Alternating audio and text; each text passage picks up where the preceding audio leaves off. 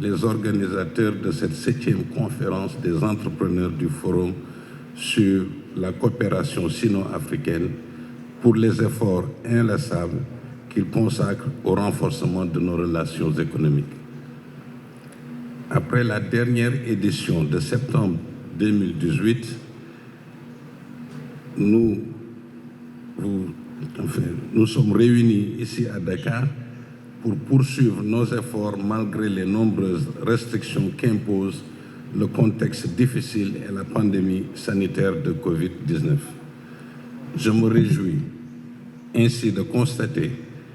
que ces contraintes n'ont pas altéré notre ferme détermination à faire de la coopération avec le secteur privé la locomotive du partenariat sino-africain. Au cours des 20 dernières années, une nouvelle page s'est ouverte dans ce partenariat sous l'égide du Forum sur la coopération sino-africaine, FOCAC, qui a servi de plateforme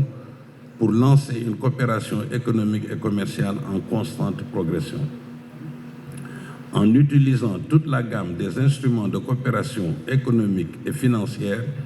créés dans le cadre du FOCAC,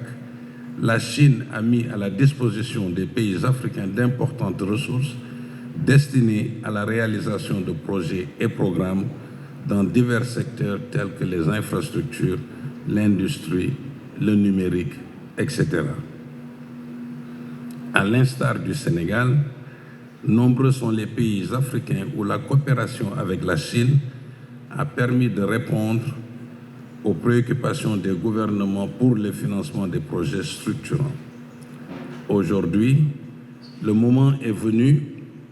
dans cette période difficile pour tous, de franchir un nouveau palier en promouvant, au-delà des 10 projets structurants, des co-investissements sino-africains à même de valoriser le potentiel économique de l'Afrique dans des secteurs porteurs de croissance durable tels que l'industrie et le numérique. Il est vrai qu'à l'initiative de l'Union africaine et des organisations régionales, des réformes majeures ont été entreprises pour harmoniser les politiques au niveau continental, améliorer l'environnement économique et adapter les normes juridiques aux meilleurs standards internationaux. En effet, l'Afrique d'aujourd'hui est celle qui fait de l'industrialisation et de la transition numérique des axes majeurs de sa nouvelle feuille de route. Outre, oui, notre Afrique possède de nombreux avantages attractifs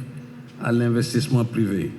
Une population riche de 1,3 milliard d'habitants, des ressources humaines jeunes, innovantes et de qualité, d'importants gisements naturels diversifiés, une position géographique carrefour de plusieurs destinations commerciales mondiales. Par conséquent, nous invitons les investisseurs privés chinois à avoir ce regard croisé avec, d'une part,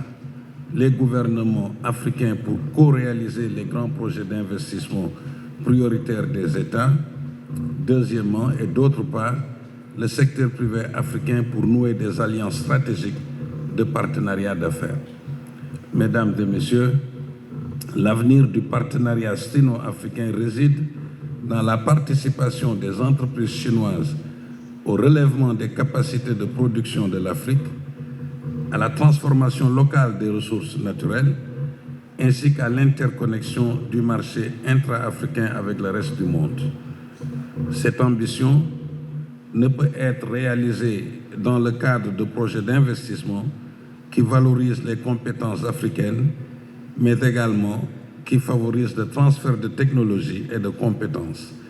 ainsi que la collaboration fructueuse entre les entreprises chinoises et africaines. Ma conviction est que cette 7e conférence des entrepreneurs du Forum sur la coopération sino-africaine peut jouer un rôle déterminant dans l'identification de nouveaux instruments capables, d'une part, de motiver les entreprises chinoises désireuses de venir en Afrique et, d'autre part, de leur offrir des possibilités de matchmaking avec leurs homologues africaine. Je voudrais enfin, avant de clôturer mon propos, adresser mes sincères félicitations à Monsieur le ministre de l'Économie, du Plan et de la Coopération du Sénégal pour ses actions de promotion des investissements chinois dans les projets structurants au Sénégal, ainsi que pour le renforcement de partenariats d'affaires sino-sénégalais. Je souhaite plein succès à cette 7e conférence des entrepreneurs du FOCAC et vous remercie de votre aimable attention.